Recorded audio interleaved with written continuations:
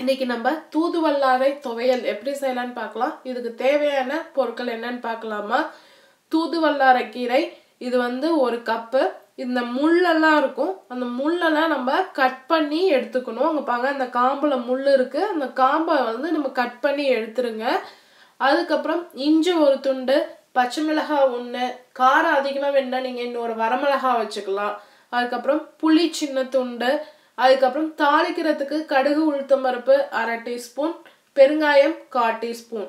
இந்த கீரை வந்து பொதுவாக எதுக்குன்னா சளி பிடிச்சவங்களுக்கு கிராமத்தில் வந்து தருவாங்க, ரசம் வச்சு தருவாங்க, துவையல் அரைப்பாங்க. இப்போ எப்படி செய்யலான்னு நம்ம பார்க்கலாம். இந்த துவையல் வந்து நீங்கள் அம்மியில் அரைச்சிங்கன்னா ரொம்ப நல்லாயிருக்கும். அது அம்மி இல்லாதவங்க மிக்சியில் தான் அரைக்கணும். தேங்காய் வேணுங்கிறவங்க தேங்காயும் யூஸ் பண்ணிக்கோங்க. இப்போ நான் வடசட்டியில் 2 டீஸ்பூன் எண்ணெய் விட்டு கடுகு உளுத்தம்பருப்பு பெருங்காயம் போட்டு தாளிச்சிருக்கேன்.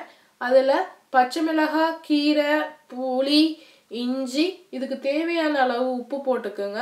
சப்போஸ் இந்த கீரை வந்து நல்லா வாட்டணும், அப்படி இல்லைன்னா ரொம்ப கசக்கும். அது நீங்கள் தேங்காய் வேணுங்கிறவங்க தேங்காய் இதோட சேர்த்துக்குங்க.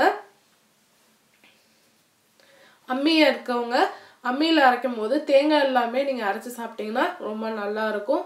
மிக்சி இல்லைன்னா இந்த கீரை கொஞ்சம் வந்து அரைப்படுறது கொஞ்சம் இதாக தான் இருக்கும், அதனால நீங்கள் தேங்காய் போட்டுக்கோங்க. பாருங்கள், இப்போ வந்து அந்த கீரை நல்லா அரைச்சிருக்கேன். இப்போ வந்து தூதுவல்லாரை துவையல் வந்து ரெடி ஆயிடுச்சு. செஞ்சு பார்த்துட்டு உங்கள் கமெண்ட்ஸை போடுங்க. எங்கள் சேனலை சப்ஸ்கிரைப் பண்ணுங்கள்.